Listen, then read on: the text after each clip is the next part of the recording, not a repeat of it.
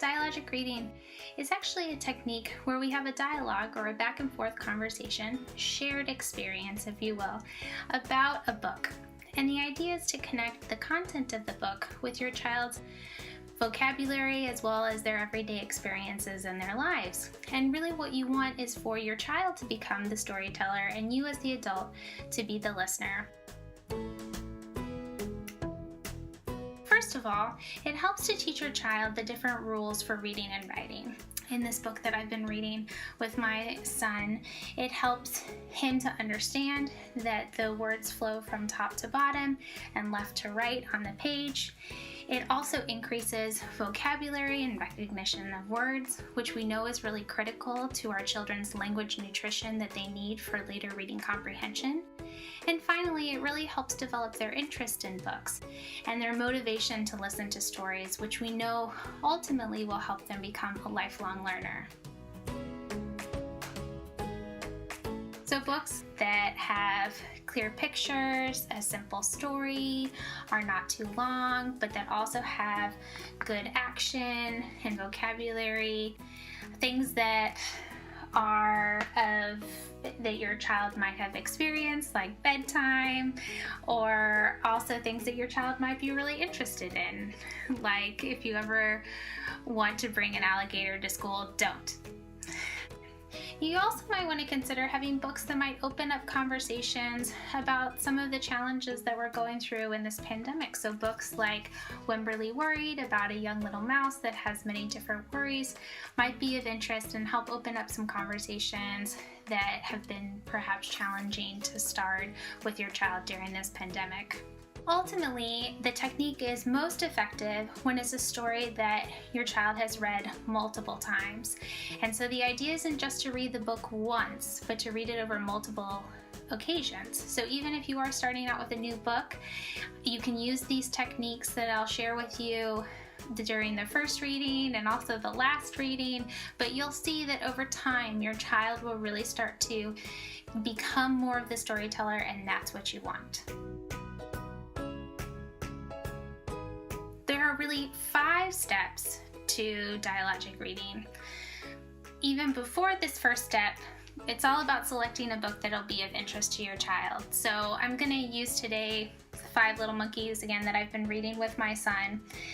And he's really into monkeys and zoos right now. He often chooses this book during story time, and I would encourage you to let your child choose a book that is of interest to them as well. Once you've selected the book, then you will first prompt your child, and there's actually 5 different ways that you can prompt your child to encourage these awesome language and literacy skills. The first is an open-ended prompt. So an open-ended prompt is really just to ask your child to tell you about the pictures or things that they see on the page of the book. So I might say to my son, "Tell me what you see on the cover of the book." "Mommy, I see 5 monkeys. It looks like they're reading." The next prompt is called a WH prompt. These are our who, what, when, where, how, and why questions. So, who do you see on the cover? What are they holding? What are they wearing? How many monkeys do you see? A completion prompt, which is our third type of prompt, is when you have your child finish a word or phrase in the story. And that's actually one of the reasons I also chose this book for this demonstration today, because if you know the 5 Little Monkeys series, there is often a very common phrase that happens because these monkeys don't always listen the first time. And so in this book, the mom is trying to get her monkeys to not be reading in bed because it's time to turn out the lights and go to sleep. And so there's a common phrase that she says, "Lights out, sweet dreams, no more reading in bed."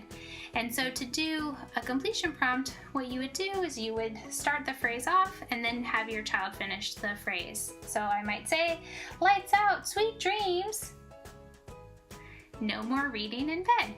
The 4th type of prompt is called a recall prompt, and this is when you ask your child details about what happens in the story. So after Mama said, lights out, sweet dreams, no more reading in bed. Did the monkeys listen? Did they turn off the lights? You can also ask prompts that are more distancing or a prediction prompt. So if we are reading this page for the first time, we say, lights out, sweet dreams, no more reading in bed. And then we say, do you think the monkeys are gonna listen this time? Another way that you can use a distancing or prediction prompt is to connect what's happening in the story, we call this distancing, to your child's life. So, has there ever been a time that I said, lights out, sweet dreams, no more reading in bed? Or have you ever read this, on this page there's a book about a ghost. When do we see ghosts? Or what time of year do we talk more about ghosts? Halloween. And what were you for Halloween this year? The types of questions that you ask will vary based on your child's developmental age. So for younger children, you'll focus more on your open-ended, your completion, and your WH prompts. For your older children, you can really integrate those recall and distancing and prediction prompts, which will really help to facilitate their later reading comprehension. So once you've prompted your child, the second step of dialogic reading is to reflect and evaluate what your child has said. So you want to think if the answer to your prompt is correct, and you also want to think if there's any information you can add, and you can help your child as needed with this. So, for example, I've been working with my son on counting and one-to-one correspondence, another key school readiness skill, and so I might do a how prompt here, or that WH prompt, and ask him, how many monkeys do you see on the page? And maybe he responds with something like 4. And I would say, that's not quite correct. Let's do it together. 1, 2, 3, 4, 5. How many monkeys do you see on the page? 5. Next thing you want to do, so step 3 of dialogic reading, is expand on what your child says. So if, for example, I asked my son what this is called. What is this called? And he said, it's a flashlight. I say, that's right. It is a flashlight. So I'm reflecting and evaluating. So I'm telling him that's the correct response. But now I'm going to expand on that and say, it's a red flashlight. Because I'm also working with him on colors and trying to identify the colors correctly. Again, a key school readiness skills for our young readers. The fourth step to dialogic reading is to then repeat. So then you'd want to have your child repeat back the expanded or the correct response. So when I was counting up the monkeys for how many monkeys do you see on the page, and then we count them together, my son says, or we say together, 5. Then I would say, how many monkeys do we see on the page? 5. That's right, you got it. And the last step of dialogic reading is enjoy. So you want to praise and encourage your child. You really, again, want to follow their interest. Balance your prompting. Sometimes your children may just want to listen to the book, and that's okay too. You just want to sprinkle in a few of these questions, but keep it fun and enjoy the nurturing time that you have together. There are a few additional things that I like to recommend with this strategy for parents and caregivers. The first is a response to a question that I often get, which is, how old does my child have to be in order to use these kinds of questions while reading the book?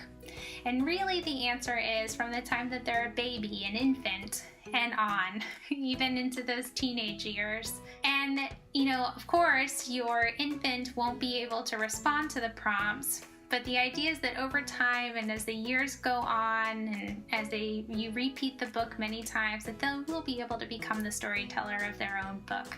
You will probably be answering a lot of your own questions at the start, but that's still wonderful, and it's giving them that language nutrition that they need. Additionally, when you're reading the book for the very first time, I do recommend that as you're going over the words in the book, that you run your finger along the book so that your child can start to understand, again, the rules of reading and writing, that words move from top to bottom and left to right. And as your child gets older, this is also a way for them to build fluency, and they can even pick out and potentially read specific words that are within their skill level based on their reading abilities.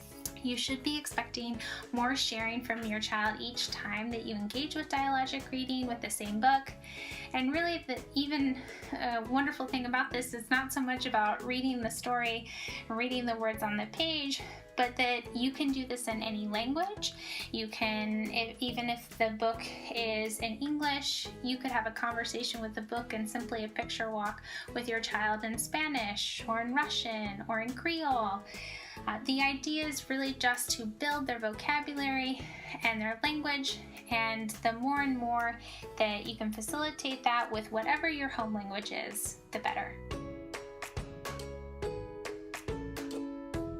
So now you know the steps for dialogic reading, and guess what? You can utilize these in all your everyday interactions with your children. We call this idea everywhere learning because really learning can happen everywhere and in all our activities that we do with our children. It's about taking those everyday activities and incorporating those questions, just prickling them in so that your children can work on their vocabulary, their language, that back and forth communication, which actually also helps them to develop their social emotional skills, which are all key pieces of promoting your child's school readiness. So by incorporating these kinds of questions into those activities, those everyday routines with your children, you're actually promoting increased school readiness across the board.